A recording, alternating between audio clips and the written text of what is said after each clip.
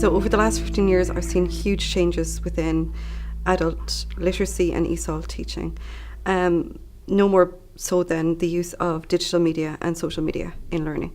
So what do I use in the classroom? I use blogs. They give students a private space in which they can write in. I see huge increase in confidence in writing and sentence structure, and even in the correction of spelling.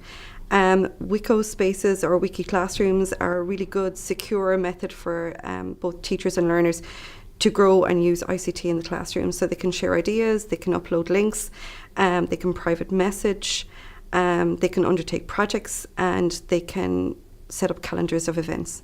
I suppose the two that I would use most often would be YouTube. And I stick to channels which I think are good. So Learn English with Jennifer, absolutely brilliant channel, over 2 million users, so 2 million subscribers. Why do I like this channel? Because there's repetition, there's drills, and there's also speech bubbles. So it just makes it easier for ESOL learners and for learners in general. So over the past number of years, a lot of my students have been using blogs and Facebook in order to write essays, passages, and improve their writing skills. 2 years ago in the ETB, we undertook a project to create a central booklet. And what the classes did was that everything was through Facebook. So they uploaded links, they spoke to one another, and they got feedback from me. So after that project was completed, students noted that their confidence had increased, and when we measured it, it was up by 54%. In the University of Glasgow, they undertook a pretty similar study in which they took 28 undergraduate students and they got them to undertake a project solely through Facebook. After that project was completed, 78% of them noted that their confidence in writing had increased and they found it very, very helpful. And 100% noted that their collaboration between themselves and their lecturers had increased. I think the most important thing to note about the results here was that students had time. So in classroom, they're kind of confined to a certain number of hours, or they feel that they haven't the ability or the environment in which to share their ideas.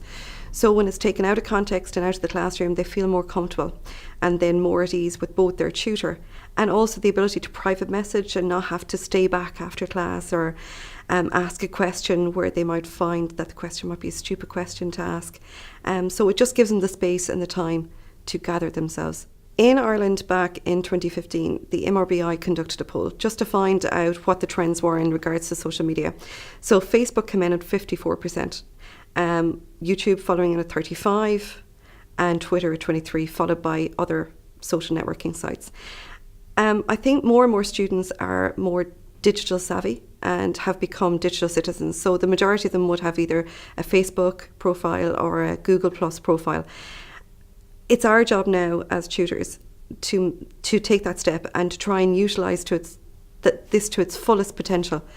In Hong Kong and China, they undertook a survey across all the campuses, and they found that 90% of students were using either Facebook or some other social media site to engage with each other in communities of practice.